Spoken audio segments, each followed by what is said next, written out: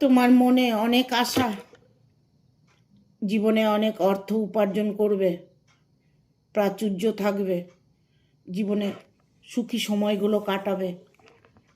তোমার সেই ভাবনাগুলো ম্যাচুরিটি হতে চলেছে, সেই ভাবনা তোমার পরিণত হবে। তার জন্য তোমাকে নিজেকে কন্ট্রোল রাখতে হবে, নিজেকে পজিটিভ রাখতে হবে। তোমার আশাকে পূর্ণ করতে হলে সেই রাস্তায় তোমাকে হাঁটতে হবে।